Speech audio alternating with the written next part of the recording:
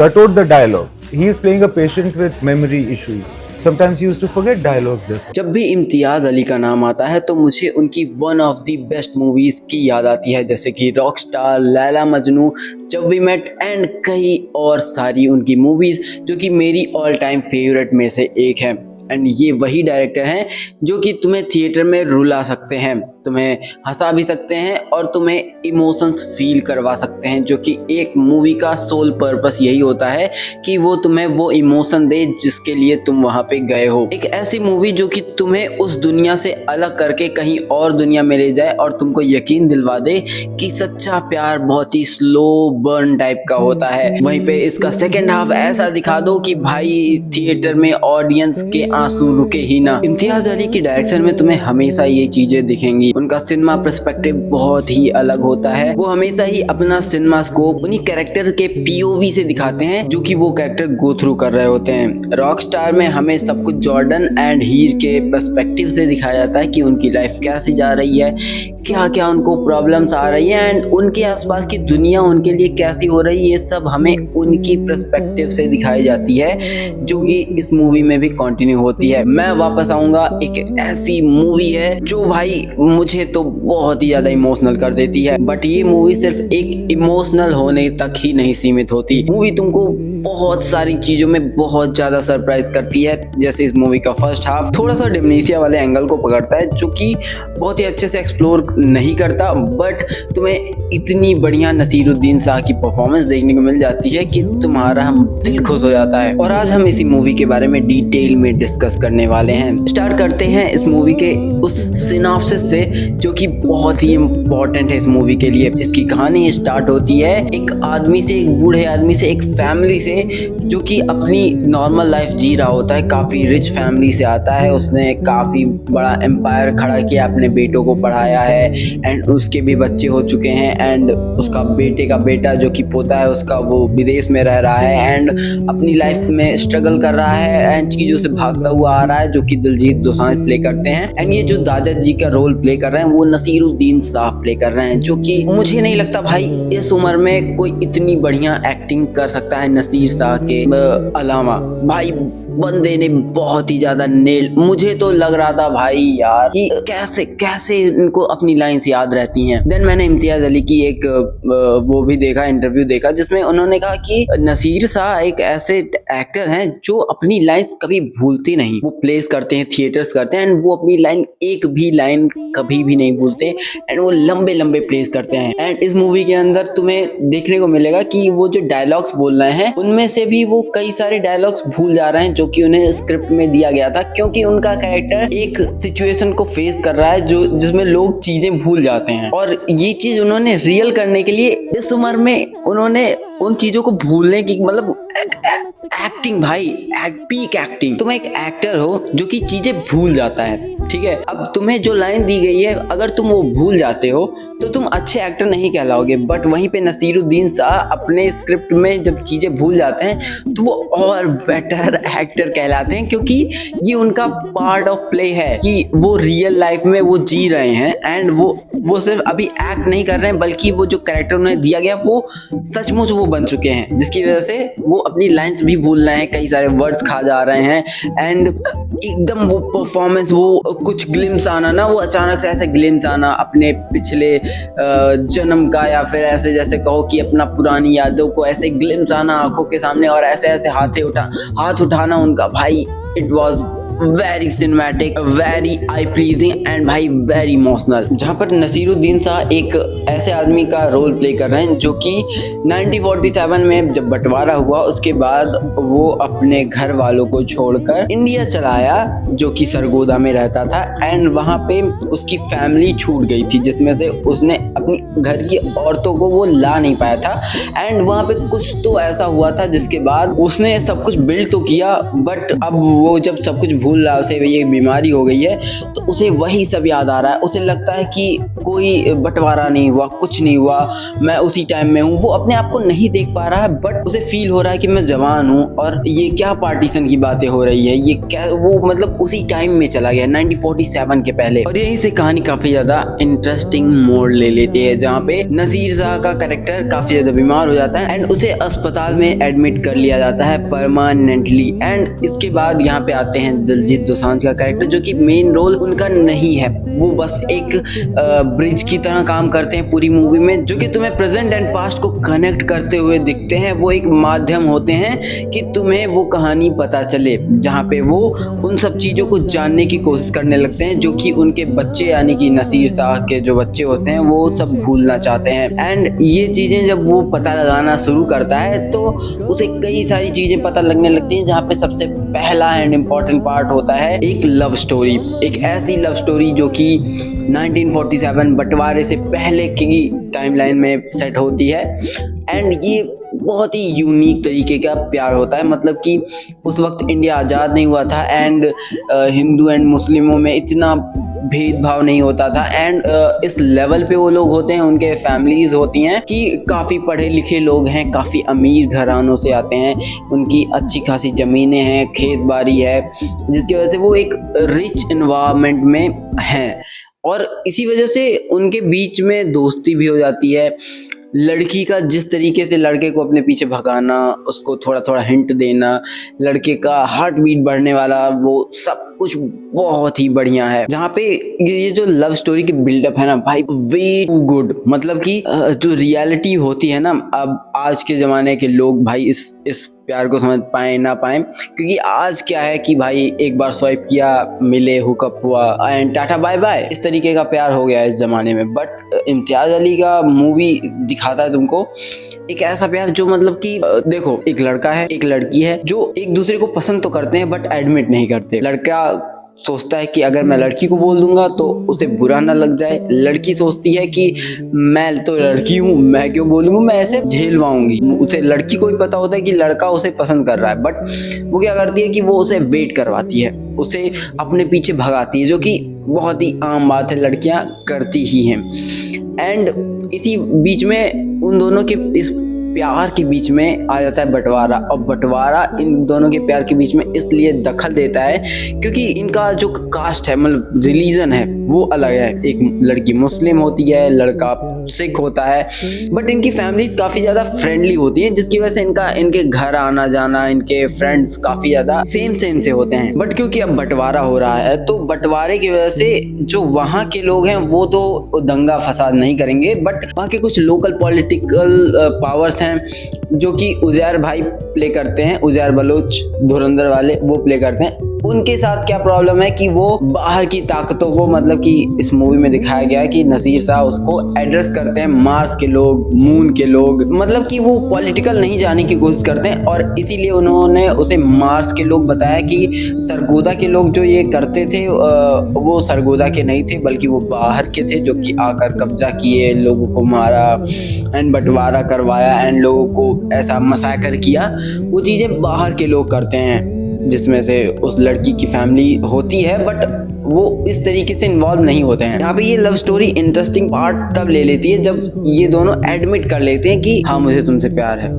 And इसके बाद लड़की कहती भी है मूवी में कि मैं तुम्हें सोच रही थी कि मैं तुमको अपने पीछे भगाऊंगी बहुत दिनों तक, ठीक है, बट हमारे पास टाइम नहीं है। वो जो ना एडमिट कर लेना कि भाई हम सीरियसनेस को, समाज की सीरियसनेस को समझते हैं, ठीक है, ये चीज इस कहानी में बहुत ही बढ़िया तरीके से दिखाई गई, मुझे काफी इंटरेस्टिंग लगी, क्योंकि दो लोग जो काफी ज्यादा एक दूसरे में घुले मिले हुए हैं एंड वो अपने आसपास देख रहे हैं। लड़का एडमिट कर रहा है कि भाई ये कौन लोग हैं जो बंटवारा करवा रहे हैं, मेरी जमीन है, मैं यहाँ रहता आया हूँ, मैं क्यों छोड़ के जाऊँ ये दुनिया, ये मतलब ये देश क्यों छोड़ रहा हूँ, ये होते कौन है बंटवारा करवाने वाले, जो कि कई लोग बोल रहे हैं कि पॉलिटिकल ब्रेन वॉश है। एंड बट मुझे नहीं लगता भाई ऐसा कि पॉलिटिकल, क्योंकि तुम उनके पीओवी से देख रहे हो। अगर तुम किसी से प्यार करते हो और तुम्हें उस जगह से बांट के तुम्हें अलग किया जा रहा हो, तो तुम भी यही सोचोगे कि भाई ये लोग कौन है, क्यों कर रहे हैं ऐसा, हमारे बीच में क्यों आ रहा है,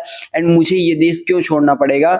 एंड वो इतना ज्यादा इसमें डीपली घुसा हुआ होता है कि वो कहता है कि मैं क्रिश्चियन बनना चाहता हूँ, हम दोनों क्रिश्चियन बन जाएंगे एंड इजीली हम शादी कर लेंगे। तो वो मतलब इतना ज्यादा प्यार में उस चीज में डूब चुका है, उसके प्यार में, कि अब वो अपना रिलीजन भी छोड़ देना चाहता है और लड़की भी छोड़ देना चाहती है। And there is a scene जहाँ पे लड़की उन लोगों से बचाने के लिए उसे एक झाड़ियों में मतलब ऐसे ढकेल देती है, एंड बहुत ही ब्यूटीफुल सीन है। वहां पे कुछ होता है एंड काफी तुम्हें ऐसे हार्ट वार्मिंग वाली फीलिंग आती है उस सीन को देख के। मतलब लड़के का वो धक धक बढ़ जाने वाला सीन ना, तुम्हें फील होगा कि भाई लड़के की फटी पड़ी है, उसका पहला फीमेल इंटरेक्शन हो रहा है एंड उसको वो ऐसे कांप रहा है, वो ऐसे ऐसे पूरा ब्लड प्रेशर लो हो जाने वाला, वो सब चीजें भाई बहुत ही बेहतरीन तरीके से दिखाई गई है। ऐसा कोई मूवी दिखाती नहीं है। अभी हाल ही में कॉकटेल 2 आई थी एंड वो बहुत ही जेंजी टाइप की मूवी थी एंड वो बहुत ही फास्ट पेस लव को दिखाता है, जहाँ पे एक दूसरे को सेड्यूस कर रहे हैं, सो रहे हैं, ये कर रहे हैं, वो कर रहे हैं। ये मूवी ऐसी नहीं है। ये मूवी तुमको स्लो बर्न रोमांस दिखाएगी कि कैसे रियल लव होता है। तुम मानो मेरी बात, ये होता है प्योर रोमांस, ठीक है। ऐसे दिखाते हैं कि लड़की अगर लड़के को टच कर रही है तो भाई उसकी फट रही है, उसे डर लग रहा है, ठीक है। लड़के को डर लग रहा है, लड़के को कप कपी छूट रही कि भाई अरे लड़की ने मुझे छू लिया, ठीक है, ऐसा हो रहा है। ये चीजें इस मूवी में दिखाई जाती है, जो कि भाई मुझे नहीं पता आजकल के बच्चों में होता है कि नहीं, पर पुराने जमानों में होता था ऐसा कि फीमेल इंटरेक्शन नहीं है एंड लड़की ने एक बार हाथ क्या पकड़ लिया, लड़का पागल ही हो गया कि भाई मेरा तो हाथ पकड़ लिया, हाथ पकड़ लिया। एंड ये जो फर्स्ट हाफ है ये इसी चीज का बहुत ही बेहतरीन बिल्डअप है, जहाँ पे वो लड़की उसको अपने कान के बालियां दिखाती है एंड उसको एक जगह पे लेके जाती है, टीले पे जहाँ फूल होते हैं। क्या सिनेमाटोग्राफी भाई, कितनी बढ़िया फ्रेमिंग की गई, कितनी बढ़िया लोकेशंस चूज की गई हैं, कितना बढ़िया वो मतलब वो फूल बगल में है एंड वो एकदम ड्रीमी लुक, एकदम ड्रीमी लुक। हैट्स ऑफ, क्या ड्रीमी लुक अचीव किया। क्या कैमरा देखकर मतलब कि ऐसा फ्रेम्स देखकर लगता है कि हाँ ये है फ्लैशबैक, ये कोई सुहाना सपने जैसा कुछ फील तो होता है कि हाँ ये सुहाने सपने जैसा दिख रहा है। यहाँ पर इनका प्यार जैसे जैसे परवान चढ़ता जाता है, धीरे धीरे आगे बढ़ता जाता है, वैसे वैसे ही देश का बंटवारा पास आ जाता है एंड फाइनली वो दिन आता है जब देश बढ़ जाता है एंड मसाकर होना शुरू हो जाता है, जो कि इंटरवल में होता है। एंड काफी सारे ऐसे सीन तुम्हें देखने को मिलेंगे, मूवी 16+ है एंड तुम्हें काफी सारे ऐसे सीन देखने जिसमें लोग एक दूसरे को मार रहे हैं एंड वो जो रस है ना कि भाई भाग रहा है वो बंदा, वो अपनी जान बचा रहा है, बट ही प्रॉमिस्ड कि मैं वापस आऊंगा अपने फैमिली के लिए भी और तुम्हारे लिए भी, तुमको वापस लेने आऊंगा। एंड ही ट्राइज भाई, ही गोज बैक 2 टाइम्स, वो 2 बार वापस जाता है और वो अपना वादा पूरा करने की पूरी कोशिश करता है, बट उसका एंड जो होता है वो बहुत ही बुरा हुआ होता है। तो अब सब कुछ बिखर चुका है क्योंकि बंटवारा हो गया है एंड वो लोग भागते हैं अपनी वाइफ्स को, अपनी बेटियों को, अपने घर की सारी फीमेल्स को छोड़कर इसलिए भागते हैं ताकि वो उन्हें अगर लेकर भागते तो कोई लोग उन्हें पकड़ते एंड उन्हें मसैकर कर देते।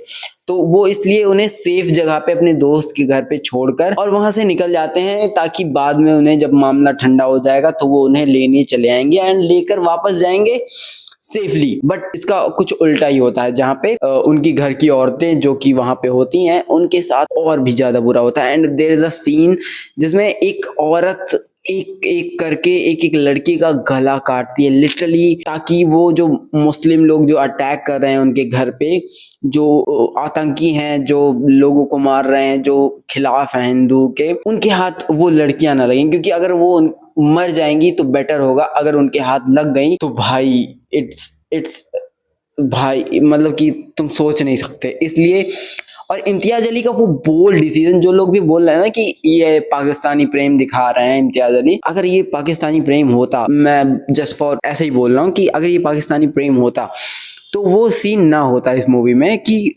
लड़कियां अपना गला कटवा रही, लिटरली गला कटवा रही, क्योंकि मुस्लिम जो कि पाकिस्तान के बनाने में आइडियोलॉजी उनका रखता है कि वो पूरा मुस्लिम समाज बना, वो लोग उनके ऊपर अटैक कर रहे होते हैं, लिटरली अटैक कर रहे होते हैं और खोज खोज के मार रहे होते हैं, उन्हें रेप कर रहे होते हैं, उनके साथ पता नहीं क्या क्या कर रहे होते हैं। एंड तुम वो सीन जब वो आता है ना भाई, इट्स वेरी ट्रॉमाटाइजिंग कि लिटरली एक औरत एक एक करके बोलती है कि तू आ, and she cuts throats. And भाई इट्स मैं भाई, मैं तो भाई ऐसे हो गया कि भाई वाक, इम्तियाज अली की मूवी में ये देख रहा हूँ मैं इम्तियाज अली की मूवी में ये देख रहा हूँ। अब यहीं पे नसीरुद्दीन शाह और जो वेदांग रैना जो कि एक्टर प्ले कर रहे हैं उनके जवानी का, उनके बीच हमें स्विच होता दिखता रहता है कि वो सरवरी से कैसे प्यार करता था एंड उसकी कहानी पास्ट में कैसे थी। एंड हमें फिर दिखाया जाता है कि दिलजीत दोसांझ के कैरेक्टर को नसीरुद्दीन शाह बता रहे हैं जो कि प्रेजेंट में है। एंड ऐसे ही स्विच होता रहता है, जो कि मुझे काफी ज्यादा नोलन वाली एडिटिंग फील हुई कि नोलन भी ऐसी ही एडिटिंग करते हैं, वो past and future present and ऐसे ऐसे कनेक्ट करते हैं कि तुम थोड़ा अभी पास्ट देख लो, अभी प्रेजेंट देख लो, फिर पास्ट देख लो, फिर प्रेजेंट देख लो। एंड ऐसी ही कुछ एडिटिंग इस मूवी की भी है जो कि काफी बेहतरीन थी एंड आई लव्ड इट। और मुझे इस पे स्टडी करनी है, पता नहीं क्यों मुझे सीखना है कि ऐसी एडिटिंग कैसे की जाती है, ऐसी मूवीज कैसी बनाई जाती है। अब बंटवारे के बाद जब सब कुछ बिखर जाता है, मसैकर हो जाता है, तो वो अपने घर वालों को जब वापस लेने आता है तो वो टूट जाता है, लिटरली ही ब्रोक्स अप कि भाई ये क्या हो गया। ठीक है, वो सरवरी के कैरेक्टर से मिलने आता है एंड उसे पता चलता है कि उसकी शादी हो गई। एंड ये चीज देखकर तुम भी टूट जाते हो, मतलब लिटरली कि क्या भाई उसने शादी कर ली, मजबूरी होगी। वो उसे याद भी करती रहती है, उसका पति उसे आके बताता है कि आपको मेरी बेगम बहुत याद करती है एंड हमारी शादी करवा दी गई क्योंकि मजबूरी थी हमारी, बहुत ही सारे प्रेशर आ रहे थे एंड उसकी जान बचाने के लिए हमारी शादी करवा दी गई। एंड ये सुनकर वेदांग रैना का जो कैरेक्टर होता है वो लिटरली टूट जाता है, उसके चेहरे पे दिखता है कि भाई बंदा अपना प्रॉमिस पूरा करने के लिए लौट कर आया था एंड टूट जाता है। He literally broke into 5 million pieces and वो बिना सरवरी से मिले ही, मतलब ऐसा कैमरा एक जगह पे रखा हुआ है, वहां पे वो बैठा हुआ है एंड वो लीव, मतलब वो वहां से निकल जाता है एंड उसके जस्ट बाद सरवरी का कैरेक्टर आता है। वो देखती है कि कहाँ पे है एंड वो उसे खोजती है एंड उसे नहीं मिलता, जो कि तुम्हें बहुत ही मतलब ऐसे ऐसे तुम्हारा दिल तोड़ देता है भाई कि यार थोड़ा सा और रहता तो मिल लेता, भाई बंदा मिल लेता यार। बट इम्तियाज अली ने कुछ और ही डिसाइड कर रखा था कि तुम्हें वो कुछ और ही ट्रॉमा दे के भेजेंगे घर, इसीलिए उन्होंने उन दोनों को मिलाया ही नहीं। मैं चाहता था कि वो दोनों मिले एंड उसका ट्रॉमा खत्म हो जाता, बट अगर वो मिल जाते ना तो आज जो हमें ये कहानी पता चल रही है उसकी डिमनीजिया की वजह से, वो पता ही ना चलती। एंड उसके बाद हमें दिखाया जाता है कि उसके लास्ट टाइम में, जब उसका एकदम ही लास्ट टाइम आता है, तो वो फाइनली सरवरी के कैरेक्टर का ओल्ड वर्जन देखता है जिसमें उसे वही सरवरी दिखाई देती है जो कि उसने उसे जवानी में देखा होता है। And it's very very emotional point भाई कि फाइनली उसे महसूस हो जाता है कि हाँ मैंने उसे पा लिया। उसे महसूस होता है, जो कि उसने पाया तो नहीं है क्योंकि वो ऑलरेडी मर चुकी होती है 10 साल पहले ही, बट आखिरी बार मरते मरते वो उसे देखने को मिल जाता है, उसे देख लेता है। ये चीज तुम्हें सेटिस्फैक्शन फील कराती कि भाई मरने से पहले बंदा देख के तो गया है ना। मूवी में थोड़ी बहुत कमियां भी हैं बट मैं इग्नोर कर दूंगा, उतनी बड़ी भी नहीं है। जैसे दिलजीत का कैरेक्टर कुछ खास इतना इंपॉर्टेंट नहीं बनाता एंड वो पोस्टर बॉय हैं मूवी के, उनकी वजह से लोग देखने जाएंगे, but the real performer was Naseeruddin Shah and Vedang Raina and Sharvari. They are brilliant यार, ब्रिलियंट भाई, ब्रिलियंट यार बंदा। मैं उसके बाद वेदांग रैना के कई सारी मूवीज देखा जिसमें मुझे पता चला भाई आर्चीज में भी था, ये बंदा आर्चीज में था, मतलब pure talented guy, he is a pure talented guy भाई। जो कहता है ना कि भाई नेपोटिज्म ये वो, I don't think so, he could not perform भाई, ही कैन परफॉर्म भाई, he is a great in performing. मैं हमेशा कहता हूँ भाई अगर एक डायरेक्टर अच्छा है तो एक्टर से वो एक्टिंग निकाल ही लेता है। ये चीज इम्तियाज अली ने प्रूव कर दी कि एक डायरेक्टर ही होता है एक मूवी को संभालने वाला, कितना भी अच्छा एक्टर हो। In case welcome to the jungle की बात हम नहीं करेंगे क्योंकि अभी उसमें डायरेक्टर खराब था एंड एक्टर बढ़िया था, बट मूवी बहुत ही गंदी थी एंड अक्षय कुमार के परफॉर्मेंस की वजह से मूवी बच जाती। बट मेरा मानना है कि अगर डायरेक्टर अच्छा हो और एक्टर खराब से खराब हो तो उससे एक्टिंग रेटिंग निकलवा सकता है, जो कि यहाँ पे मैं खराब तो नहीं बोलूंगा वेदांत रैना को, बट यहाँ पे दिखता है ये भाई बंदा बहुत ही बढ़िया डिलीवर कर रहा है। एंड वो मुझे अपना अपना पुराना टाइम याद आ गया भाई। इट्स लाइक भाई यार। खैर तो ये था मैं वापस आऊंगा का रिव्यू एंड मेरे ओपिनियन मुझे कैसी लगी, एक्सप्लेनेशन। एंड बहुत ही इमोशनली हिट करती है मूवी, थिएटर्स में लगी हुई है, जाकर जरूर देखना, मिस मत करना। मूवी मस्ट वॉच है। वेलकम वेलकम मत देखो भाई, वेलकम टू द जंगल इतनी अच्छी मूवी नहीं है, बकवास घटिया मूवी है। तो उसे देखने जाने से अच्छा तुम मैं वापस आऊंगा जाकर देखो, जो कि फिर से रिवाइवल मिल रहा है उसे 2 वीक बाद, सिर्फ वर्ड ऑफ माउथ की वजह से कि बढ़िया मूवी है, जाओ लोगों को अप्रिसिएट किया जा रहा है कि जाओ इस मूवी को देख के आओ। एंड मैंने तभी देख ली थी, बट इतना सारा प्रोजेक्ट आ रहा था, इतना सारा ट्रेलर आ रहा था एक साथ कि मैं वीडियो नहीं बना पाया। एंड मैंने फाइनली सोचा कि लोग बना ही रहे हैं तो अब मैं भी बना ही देता हूँ, मजा आएगा मजा आएगा। मैं सोच रहा हूँ कि दोबारा देखूं, मेरा दोस्त दोबारा गया था देखने, बट मेरे पास टाइम ही नहीं भाई। तो खैर ये that's all for today and let's meet in next video, next episode. तब तक के लिए tata bye bye and peace out.